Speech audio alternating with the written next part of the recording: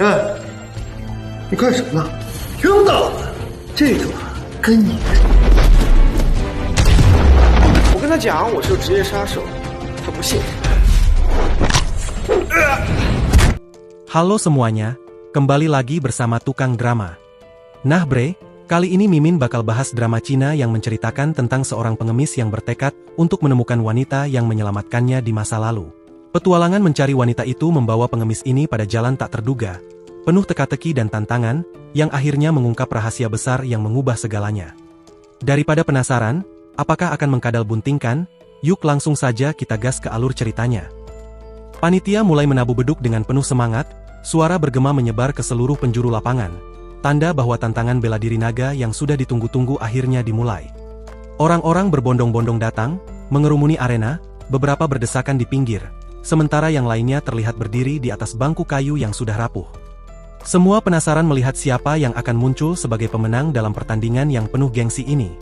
Para petarung yang terpilih mulai maju satu persatu untuk melawan si penantang yang sudah dikenal dengan julukan Tuan Dong, seorang ahli bela diri yang belum terkalahkan.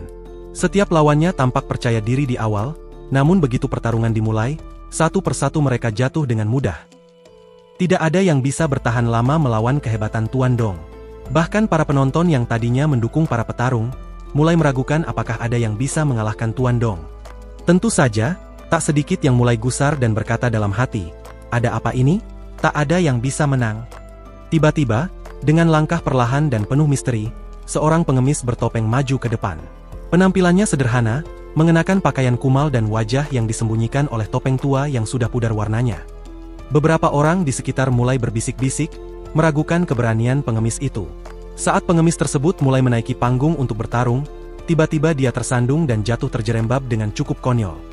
Suara tawa dari penonton pun tak bisa dibendung. Beberapa di antaranya bahkan mulai terkekeh dan menduga-duga bahwa pengemis ini tidak akan bertahan lama. Tuan Dong, yang melihat kejadian tersebut, tak bisa menahan senyum sinisnya. Apa dia serius? Pikirnya. Rasanya sudah pasti pengemis ini akan kalah tanpa banyak kesulitan. Tapi ternyata, setelah bangkit dan berdiri tegak, pengemis tersebut memberikan tanda tangan untuk menandakan bahwa dia siap memenuhi tantangan. Penonton yang tadinya mengejeknya kini mulai terdiam, merasa ada yang aneh, tapi masih ragu dengan kemampuan pengemis itu. Tak disangka, dalam beberapa detik, pengemis tersebut menunjukkan kemampuan luar biasa yang membuat semua orang terkejut. Gerakannya cepat dan presisi, seolah-olah pengemis ini sudah berlatih bertahun-tahun, meskipun penampilannya jauh dari kata berpengalaman. Satu demi satu serangan Tuan Dong berhasil dibalas dengan cara yang sangat mengejutkan, hingga akhirnya, Tuan Dong tak mampu menghindar dan jatuh terkapar. Pengemis itu menang.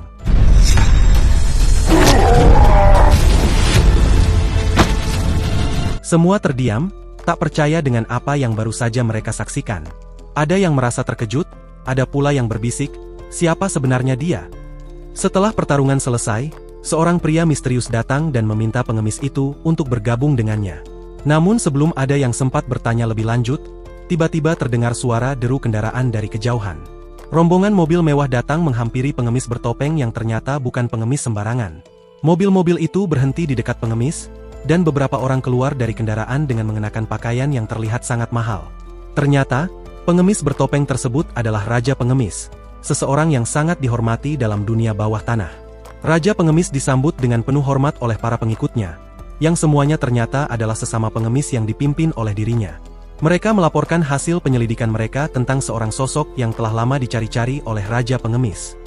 Salah satu pengemis, yang lebih dikenal dengan nama Pengemis Kucing, memberikan sebuah foto masa kecil yang tampak sangat berharga bagi Raja Pengemis. Foto itu menunjukkan seorang gadis kecil yang tersenyum manis, dengan latar belakang yang sangat berbeda dari kehidupan mereka yang keras. Selain itu, Pengemis Kucing juga menyerahkan foto seorang gadis yang ternyata sangat dicari oleh Raja Pengemis. Melihat kedua foto itu, Raja Pengemis terdiam sejenak. Tiba-tiba, kilas balik masa lalu mulai menghampirinya, dan ingatannya kembali ke waktu yang sudah lama berlalu. Raja Pengemis masih ingat dengan jelas bagaimana dirinya dulu kelaparan di sebuah kota besar. Karena tak punya uang, dia berniat mencuri sedikit makanan untuk bertahan hidup. Saat itu, dia hanya seorang anak kecil yang tak tahu apa-apa tentang kehidupan keras yang menantinya. Namun aksinya tidak berjalan mulus. Dia ketahuan oleh pemilik toko yang langsung menangkapnya dan hendak menyerahkannya pada pihak berwajib. 小小年纪不学好，谁家的小孩 Ketika itu, seorang gadis kecil yang tampak sangat baik hati tiba-tiba muncul. Gadis tersebut berjalan bersama ayahnya yang tampak berkecukupan. Mereka melihat Raja Pengemis yang sudah ketakutan dan dalam keadaan terpojok. Tanpa ragu, gadis kecil itu memberikan uang kepada Raja Pengemis dan menyelamatkannya dari masalah besar. Gadis tersebut bahkan tidak takut melihat keadaan Raja Pengemis yang kotor dan lusuh. Dia hanya tersenyum dan memberinya sedikit bantuan. Itulah kenangan yang tak pernah bisa dilupakan oleh Raja Pengemis. Sosok gadis itu, yang kini mungkin sudah dewasa, menjadi bagian dari kisah hidupnya yang tak akan pernah terlupakan. Raja Pengemis tahu bahwa gadis itu memiliki peran penting dalam hidupnya. Sejak saat itu, dia bertekad untuk mencari gadis itu, yang entah di mana sekarang, agar bisa membalas kebaikannya. Kisah lama itu kembali membakar semangat Raja Pengemis. Misi untuk mencari gadis yang telah menolongnya di masa lalu kini menjadi lebih jelas. Sebuah pencarian yang penuh misteri, dan mungkin, akan mengungkap lebih banyak hal yang tak terduga. Yao Yao sang Raja Gelap, duduk dengan tenang di ruang kerjanya yang luas. Di hadapannya, Zi, salah satu bawahannya, baru saja memberikan laporan mengenai ayahnya, Han dan saudara kembarnya, Fei Fei. Zi menyampaikan dengan hati-hati, namun ada nada yang cukup khawatir dalam suaranya, menyeratkan bahwa situasi ini bukan hal yang bisa dianggap enteng. Yao Yao yang mendengar laporan itu hanya bisa menatap kosong. Pikirannya langsung melayang pada satu tujuan, balas dendam. Dengan langkah mantap, Yao Yao memerintahkan kepada seluruh bawahannya untuk segera bersiap-siap. Mereka akan pergi menuju lokasi di mana ayahnya dan Fei Fei berada. Tidak ada waktu untuk membuang-buang waktu. Dendam yang terpendam selama ini harus segera dilunasi, dan tak ada yang bisa menghentikan keinginan itu. Para pengikutnya pun mulai bersiap dengan cekatan, masuk ke dalam mobil, dan menunggu instruksi lebih lanjut.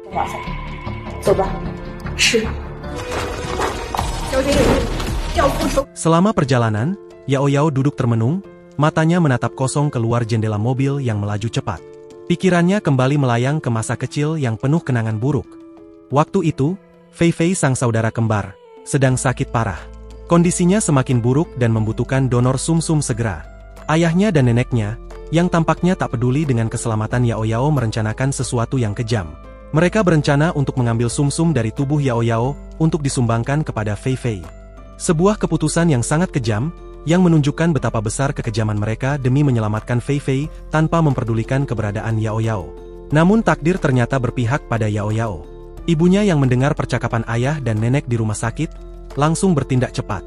Ibunya membawa Yao Yao pergi, melarikan diri dari bahaya yang mengintai mereka. Mereka berdua melarikan diri malam itu juga, meskipun ayah dan orang-orangnya terus mengejar tanpa henti. Yao Yao masih bisa merasakan betapa ketakutannya saat itu. Suara langkah-langkah berat dari pengejar yang tak pernah berhenti, menambah ketegangan dalam perjalanan mereka yang penuh dengan ketidakpastian. Akhirnya, takdir membawa mereka ke sebuah jurang yang dalam. Dalam pelarian yang penuh teriakan, mobil yang mereka tumpangi tiba-tiba oleng dan terjatuh ke jurang yang curam. Suasana menjadi sunyi, hanya dentingan mobil yang terhenti dan gemuruh alam yang terdengar. Yao Yao tak tahu bagaimana dirinya bisa selamat. Namun saat itu juga ia sadar bahwa semua yang ia jalani hingga saat ini adalah hasil dari perjalanan yang penuh penderitaan, yang membentuknya menjadi seseorang yang kuat dan tak terhentikan.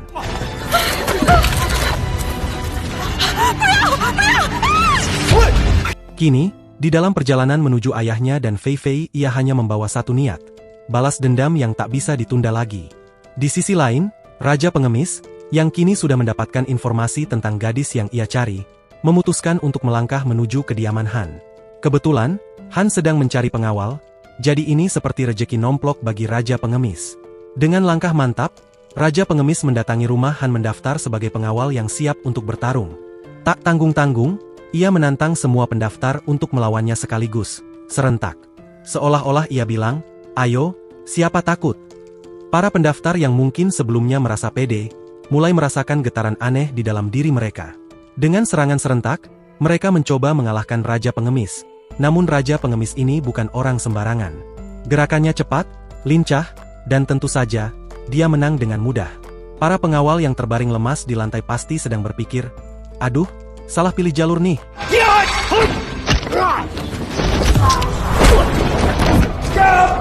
Setelah pertarungan selesai, Fei Fei yang sedari tadi mengamati, dengan penuh rasa penasaran, menanyakan tentang tarif yang harus dibayar untuk mendapatkan jasa Raja Pengemis. Tentu saja, Raja Pengemis yang merasa kemenangan ini adalah hal biasa, langsung menjawab dengan penuh keyakinan. Dia tidak membutuhkan uang, malah lebih tertarik pada sesuatu yang lebih pribadi. Ia menganggap Fei Fei adalah gadis yang ia cari selama ini, dan dengan percaya dirinya, ia mengatakan bahwa ia ingin menikahi Fei Fei. Wah, kalau kata orang sekarang, keceplosan. Tentunya, jawaban itu membuat Fei Fei yang sudah cantik dan anggun merasa kesal. Bagaimana mungkin seseorang yang baru dikenalnya bisa begitu saja mengajukan permintaan yang jelas-jelas kurang ajar? Jelas, Fei Fei marah dan merasa bahwa raja pengemis ini terlalu berani. Tapi, sebelum perdebatan itu bisa berkembang lebih jauh, tiba-tiba sebuah rombongan mobil datang dengan kecepatan tinggi. Ternyata itu adalah tunangan Fei Fei Shang Wanjie yang datang dengan wajah serius. Fei Fei yang sudah terlanjur emosi, segera mengadu pada Jie tentang kelakuan raja pengemis yang menurutnya sudah keterlaluan. Jie yang dikenal dengan sikap protektifnya terhadap Fei Fei langsung meminta bawahannya untuk menghukum raja pengemis. Keadaan semakin memanas, tapi Han yang kebetulan juga ada di tempat itu, segera menghentikan langkah-langkah hukuman yang akan diberikan kepada raja pengemis. Dengan tenang, Han menjelaskan bahwa raja pengemis bukanlah sosok yang bisa dipandang sebelah mata. Kemampuan bela diri raja pengemis sangat luar biasa, bahkan kabarnya dia bisa jadi kunci untuk menghadapi raja gelap yang kini tengah merencanakan balas dendam terhadap keluarga mereka. Wah, kalau sudah berurusan dengan raja gelap, siapa yang tidak khawatir? Fei Fei yang awalnya menolak dengan keras untuk menerima raja pengemis sebagai pengawal, mulai mencerna informasi itu. Ternyata, raja gelap ternyata lebih berbahaya dari yang ia kira. Dan lebih parahnya lagi, kabarnya raja gelap mengincar dirinya secara khusus. Tiba-tiba saja situasi berubah, dan Fei Fei yang semula menolak, akhirnya mulai ragu. Keadaan semakin mendesak, dan meskipun raja pengemis terlihat kurang ajar, mungkin dia memang satu-satunya orang yang bisa diandalkan saat ini. Dengan berat hati, Fei Fei akhirnya menerima kenyataan dan setuju untuk membiarkan raja pengemis mengawal dirinya. Meskipun begitu, di dalam hatinya masih terbetik sedikit rasa risih. Karena siapa yang ingin dikawal oleh pengemis yang baru saja menyatakan ingin menikahinya? Tapi, dengan ancaman raja gelap yang semakin mendekat, Fei Fei sadar bahwa kadang, pengemis sekalipun bisa jadi pahlawan di waktu yang tak terduga.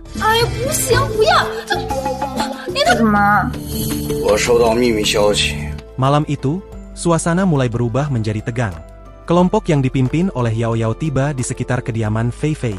Raja pengemis, yang kini berganti nama menjadi Tuan Qin mengamati dari balik gedung dengan teliti. Setiap gerakan, setiap suara, semua ia perhatikan dengan seksama. Dari sudut pandang yang tidak terlihat, ia mulai merasa bahwa malam ini akan menjadi malam yang penuh tantangan. Tak lama kemudian, laporan dari bawahannya, yaitu Long Kui, pun sampai di telinganya. Long Kui melaporkan dengan serius bahwa Shang Wanjie tunangan Fei Fei ternyata memiliki kebiasaan buruk.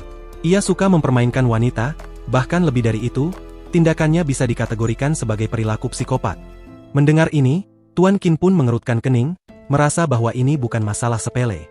Namun sebelum melanjutkan pembicaraan lebih jauh, Tuan Qin memberi instruksi tegas. Ia meminta bawahannya untuk merahasiakan identitasnya yang sebenarnya adalah bos dari Liga Keadilan. Di sini, ia hanya ingin dikenal sebagai Tuan Qin. Tidak lebih, tidak kurang. Panggilan itu sudah cukup membuatnya merasa aman. Long Kui pun mengangguk patuh, dan kembali melanjutkan laporannya dengan serius. Ia menjelaskan lebih detail mengenai perilaku Jie yang semakin mengkhawatirkan. Meski begitu, Tuan Qin merasa bahwa masalah ini harus ditangani dengan hati-hati, karena ia tahu, jika identitasnya terbongkar, semua yang telah direncanakan bisa berantakan. Setelah mendengar laporan tersebut, Tuan Qin memutuskan untuk langsung menghadap Fei Fei dan memberikan informasi yang sangat penting itu. Ia masuk ke dalam ruangan Fei Fei dengan langkah mantap. Namun reaksinya jauh dari yang diharapkan. Fei Fei malah tampak marah besar ketika mendengar laporan itu. Ia merasa bahwa masalah ini seharusnya tidak dicampuri oleh orang lain. Terlebih, Fei Fei dengan tegas memperingatkan Tuan Qin untuk tidak ikut campur dalam urusannya, apalagi menyentuh masalah pernikahannya yang tinggal 3 hari lagi.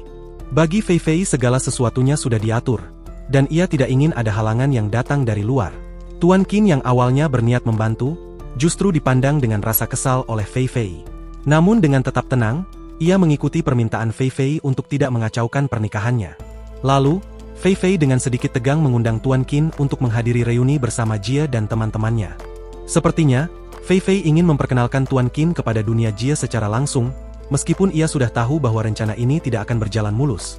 Dengan langkah yang lebih hati-hati, Tuan Qin menerima undangan itu, meskipun rasa penasaran tentang siapa sebenarnya Shang Wanjie semakin menggigitnya. Ia tahu, ada sesuatu yang lebih besar dari sekadar masalah pernikahan Fei Fei yang akan terungkap dalam pertemuan itu. Tapi, untuk sekarang, Ia hanya bisa mengikuti arus dan bersiap menghadapi kejutan-kejutan yang mungkin muncul.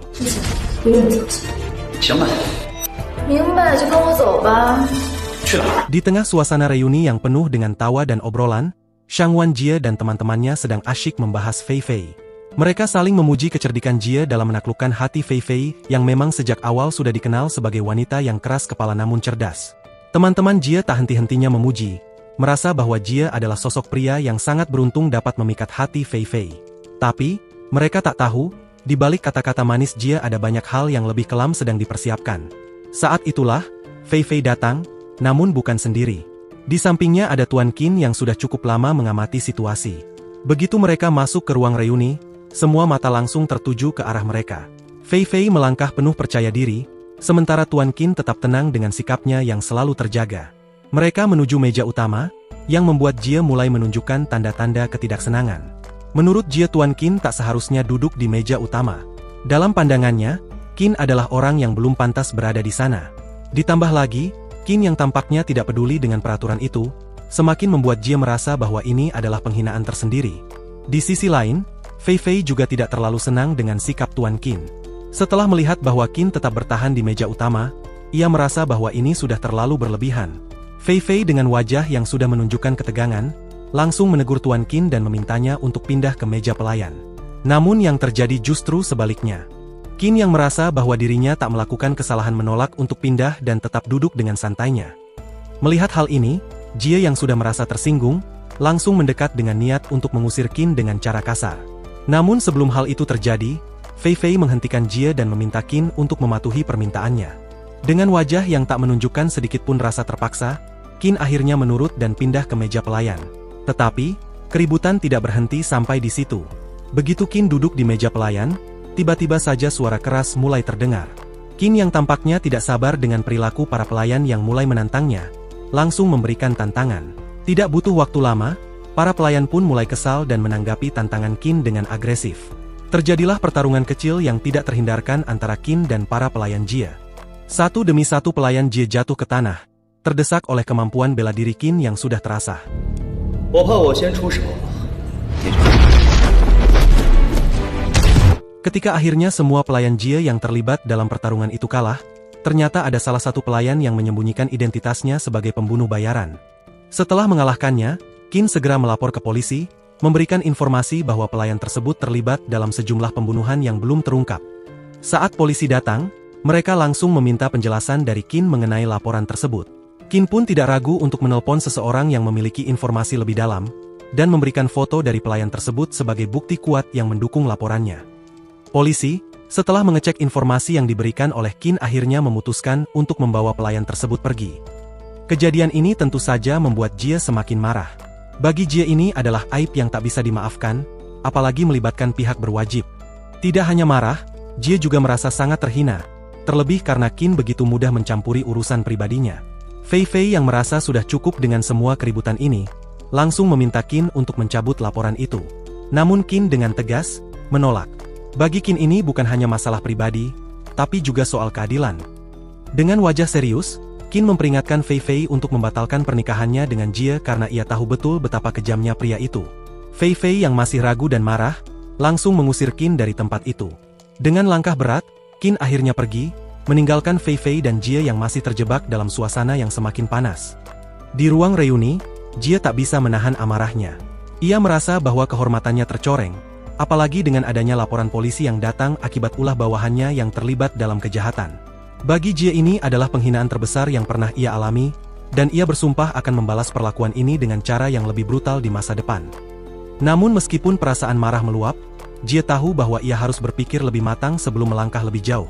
Tentu saja, ini bukan hal yang bisa diterima begitu saja oleh Jie. Semua teman-temannya di sekitarnya bisa merasakan ketegangan yang ada.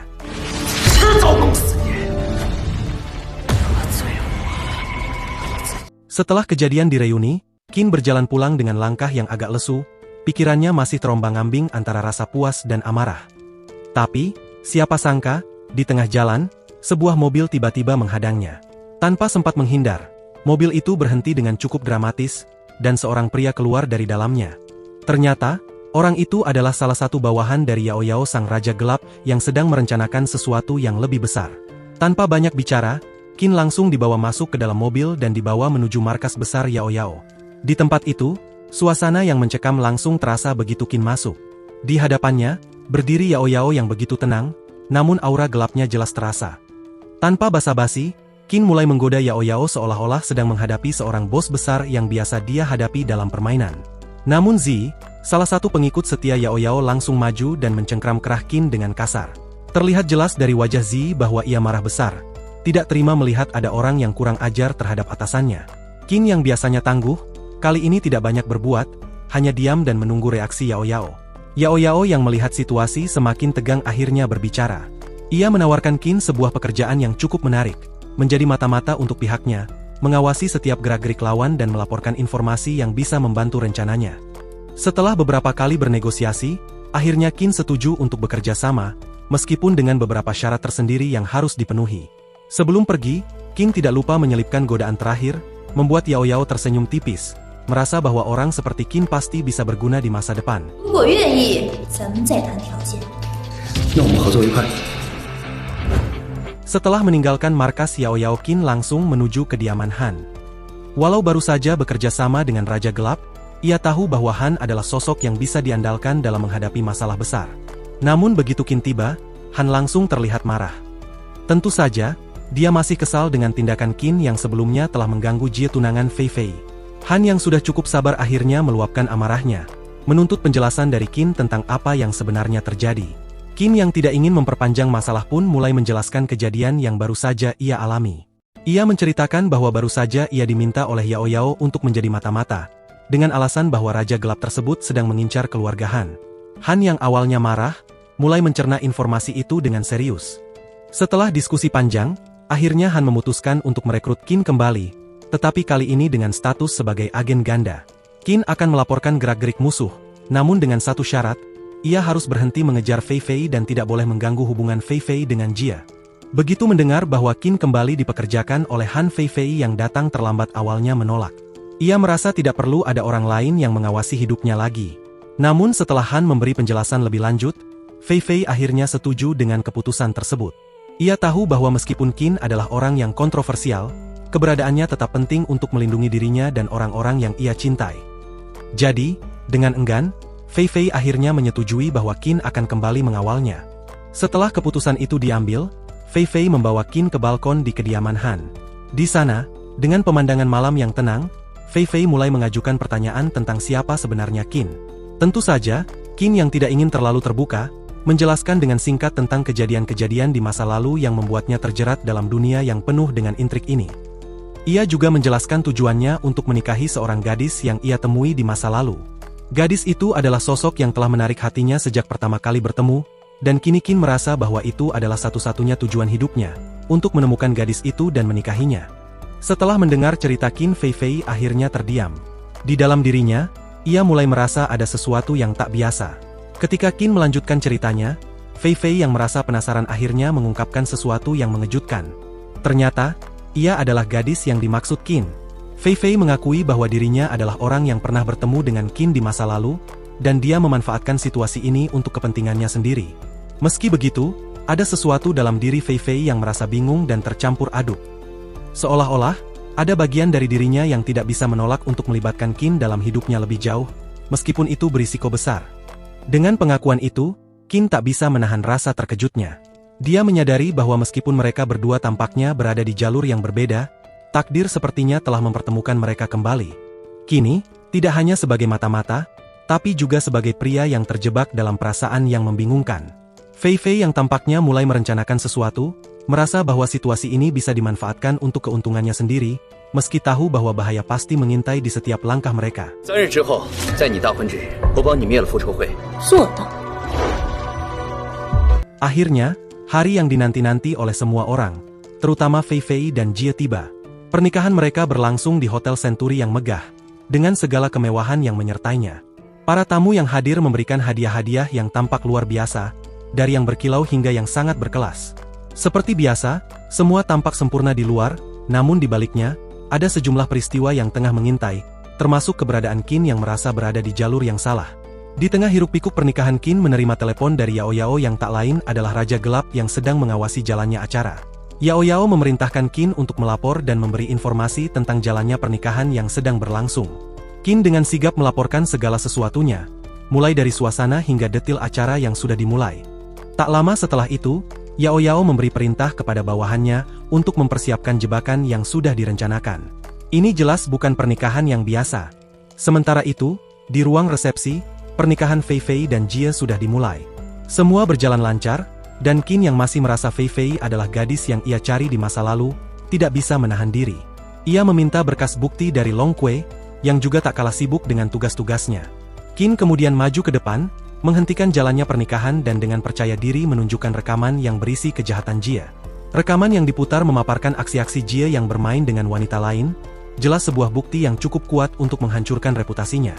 Semua mata tertuju pada layar, sementara suasana yang semula penuh kebahagiaan kini berubah tegang. Namun bukannya terkejut atau merasa malu, Fei Fei malah marah besar. Ia merasa Qin terlalu lancang untuk ikut campur dalam urusannya. Keharusan Qin untuk mengungkapkan kebenaran malah membuatnya bertambah kesulitan, karena Fei Fei tidak ingin pernikahannya terganggu. Perdebatan pun tak bisa dihindari, dengan emosi yang semakin memanas. Jie yang merasa dirinya dibela oleh Fei Fei menjadi semakin sombong. Bahkan, ia mulai menggoda Long Kui, yang sudah cukup sabar. Long Kui yang sudah kesal tak bisa menahan diri, dan tanpa pikir panjang menampar Jie dengan keras.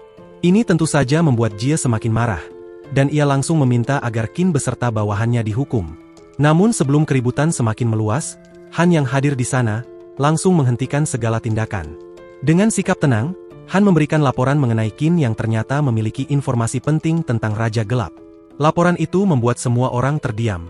Han menjelaskan bahwa Qin bukan hanya sekadar pengacau, tetapi memiliki informasi yang bisa mempengaruhi peristiwa yang lebih besar lagi. Suasana menjadi semakin canggung, dengan semua mata tertuju pada Qin dan Han. Semua orang tahu bahwa ada lebih banyak hal yang sedang terjadi di balik layar pernikahan ini, dan situasi semakin tidak terduga.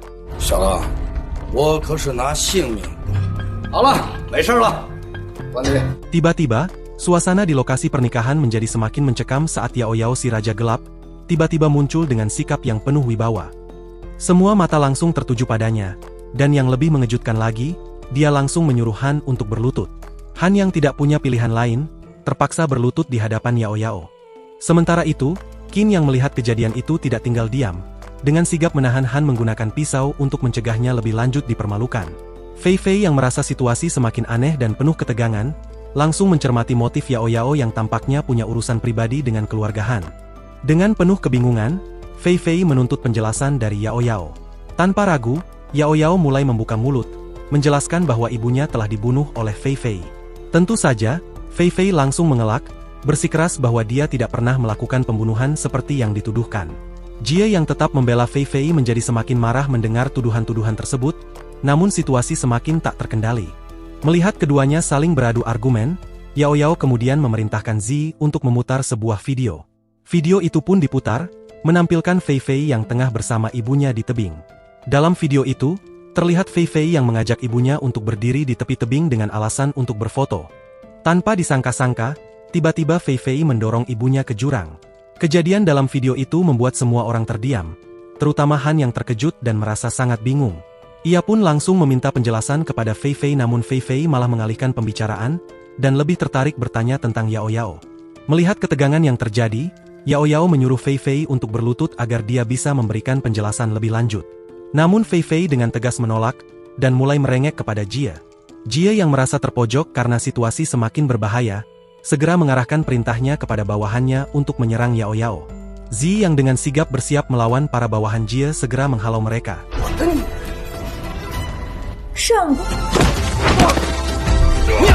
Sementara itu, Han yang sedang ditahan oleh Qin meminta Qin untuk berpaling dan bergabung melawan Yao Yao. Qin yang terjebak di tengah-tengah situasi yang serba salah, akhirnya mulai bergerak dan memihak Yao Yao menahan Yao Yao dengan pisau. Tentu saja, ini mengejutkan Yao Yao yang tidak menyangka bahwa Qin akan berpihak padanya. Sekarang, situasi semakin membingungkan. Yao Yao yang merasa terpojok mulai menceritakan motif balas dendamnya. Dia mengungkapkan bahwa dia sebenarnya telah lama diburu oleh Han di masa lalu. Namun Han tetap mengelak dan berusaha menghindar dari pengakuan tersebut. Fei Fei yang semakin penasaran dan tidak bisa menahan rasa ingin tahunya, akhirnya menarik cadar yang menutupi wajah Yao Yao. Ketika wajah Yao Yao akhirnya terbuka, Fei Fei terkejut melihat bahwa dia adalah saudara kembar dari dirinya. Wajah yang selama ini tersembunyi ternyata sangat mirip dengan Fei Fei membuatnya terdiam dalam kekagetan. Dengan kekagetan yang semakin mendalam, Fei Fei dan Han mulai berakting seolah-olah mereka telah mencari Yao Yao selama ini. Mereka bahkan menyatakan bahwa mereka hanya menemukan ibu Yao Yao dan tidak tahu tentang keberadaannya. Han yang melihat kesempatan itu, langsung menyuruh Yao Yao untuk meminta maaf dan mengaku akan melepaskannya jika dia melakukannya. Namun Fei Fei yang semakin merasa ragu, menolak untuk melepaskan Yao Yao begitu saja, karena menurutnya, membebaskan Yao Yao akan menjadi bencana besar bagi semua orang yang terlibat. Di tengah keributan ini, Qin yang mulai teringat akan gadis kecil yang dulu ia cari, tiba-tiba bertanya tentang kejadian yang melibatkan roti di masa lalu. Qin dengan hati-hati bertanya pada Fei Fei dan Yao Yao tentang kejadian tersebut, dan jawaban Yao Yao ternyata sangat sesuai dengan pengalaman yang pernah dialami oleh Qin. Hal ini membuat Qin semakin yakin bahwa gadis yang selama ini ia cari memang ada hubungannya dengan semua yang terjadi. Setelah merenung sejenak, Qin akhirnya memutuskan untuk berbalik, memilih berpihak pada Yao Yao. Keputusan Qin ini membuat semua orang terkejut, terutama Fei Fei yang tidak menyangka bahwa Qin akan berbalik begitu saja. Namun tak ada yang bisa menghalangi keputusan Qin yang sudah mantap. Kini, semuanya menjadi semakin rumit, dan jelas bahwa segala sesuatunya akan berubah dengan cepat. Semua rahasia mulai terungkap, dan peristiwa yang seharusnya menjadi perayaan malah berubah menjadi sebuah konfrontasi besar yang akan mengubah takdir mereka semua. Jie yang semakin terpojok, merasa bahwa dia harus segera menghubungi ayahnya, Xing Huang, untuk mencari jalan keluar dari situasi yang semakin menegangkan ini.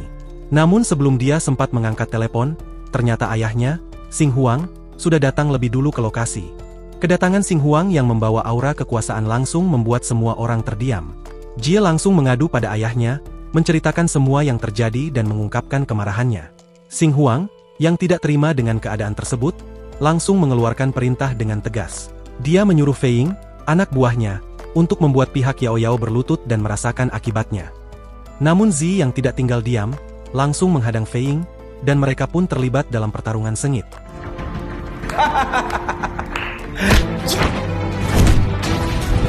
Sayangnya, Zi yang sudah kelelahan akhirnya tumbang, dan Fei Ying berhasil mendominasi. Keadaan semakin kacau, namun Qin yang merasa lebih kuat, memutuskan untuk menantang pihak Xing Huang. Namun tepat saat ketegangan semakin memuncak, tiba-tiba ayah angkat Yao Yao Tuan Gelap, datang dengan kursi rodanya. Meskipun tampil dengan penampilan yang lebih lemah, kedatangannya tetap memancarkan wibawa yang luar biasa. Han yang melihat kedatangan Tuan Gelap langsung meremehkan situasi, seolah tidak takut dengan kehadirannya. Tuan Gelap yang sudah tidak sabar, memerintahkan anak buahnya untuk maju dan melawan anak buah Xing Huang.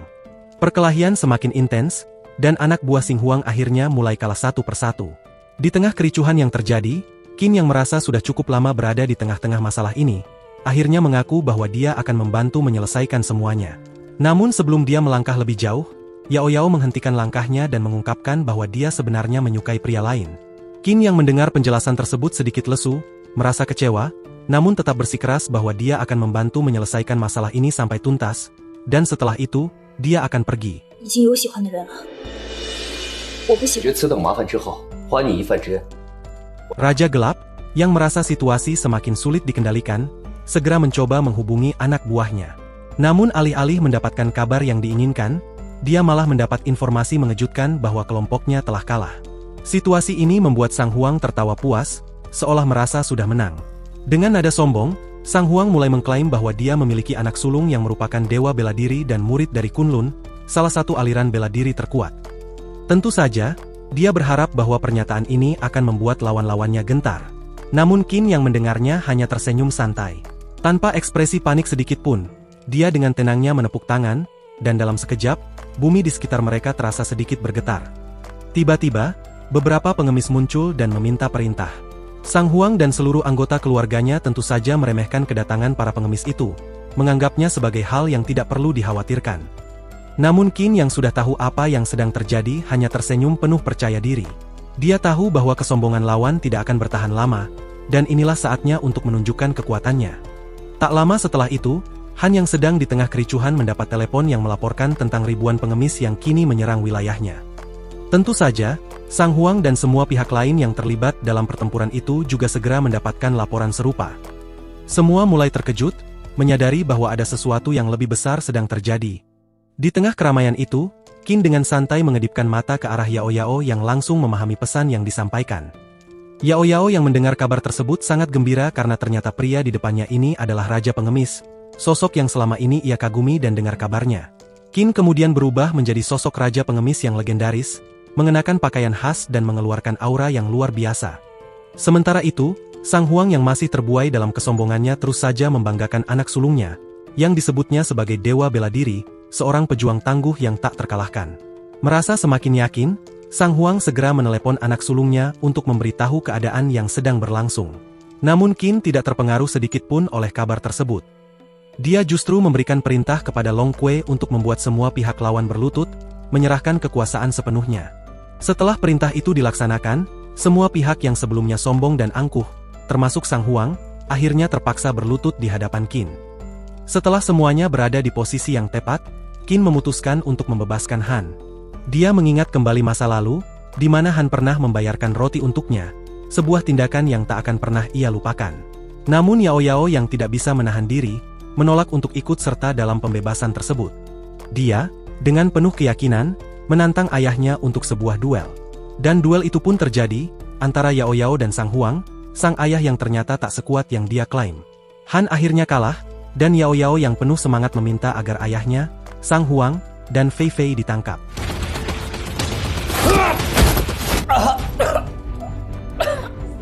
Anak sulung Sang Huang, yang dikenal sebagai Dewa Bela Diri, akhirnya muncul di hadapan semua orang. Dengan langkah tegas dan penuh kepercayaan diri, dia langsung melancarkan serangan terhadap Qin menggunakan teknik kekosongan, sebuah gaya bela diri yang sangat tangguh dan sulit ditangkal. Semua orang yang melihat pertempuran ini, mulai dari pihak Yao Yao hingga musuh-musuh Qin mengira bahwa ini adalah akhir dari segalanya. Namun Qin dengan penampilan Raja Pengemis yang khas, menunjukkan kekuatan yang luar biasa. Dengan tenang dan penuh perhitungan, Qin berhasil mengalahkan Dewa Bela Diri, meskipun teknik yang digunakan sangat mematikan.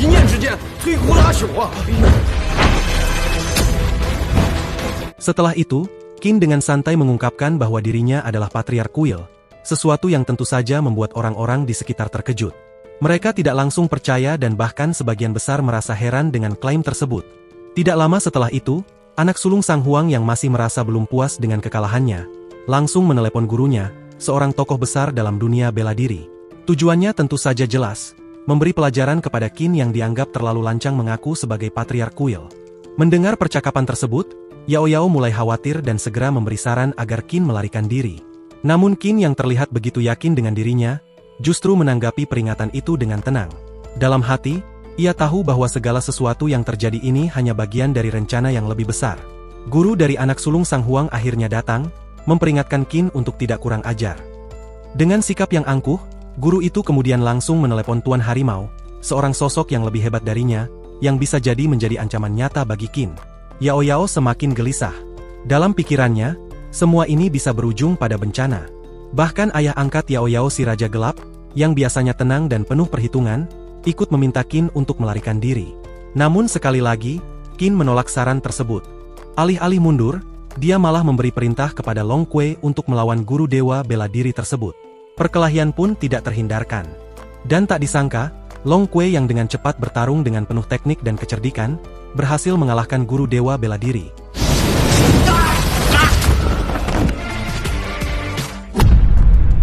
Sementara itu, Tuan Harimau, sosok yang sangat dihormati dan memiliki kekuatan luar biasa, akhirnya datang ke tempat pertempuran. Begitu Tuan Harimau tiba, seluruh hadirin, tanpa terkecuali, segera memberi hormat kepadanya. Namun Qin tetap berdiri tegak tanpa sedikit pun menunjukkan tanda-tanda hormat.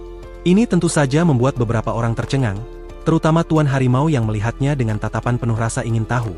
Di sisi lain, guru Dewa Bela Diri yang sebelumnya merasa yakin akan kemenangan mereka, mulai mengadu pada Tuan Harimau dengan penuh harapan untuk mendapatkan bantuan. Namun yang terjadi justru sebaliknya. Tuan Harimau, yang tak bisa menahan ketidakpuasan atas pengaduan itu, malah memarahi guru tersebut dengan tegas. Tidak hanya itu, Tuan Harimau dengan rendah hati memberi hormat kepada Qin, sebuah tindakan yang mengejutkan semua orang yang hadir di sana. Semua orang, dari pihak Sang Huang hingga anak buahnya, merasa terpukul oleh kenyataan ini. Mereka tak pernah menyangka bahwa Qin yang mereka anggap hanya sebagai Raja Pengemis, ternyata memiliki posisi yang jauh lebih tinggi daripada yang mereka bayangkan.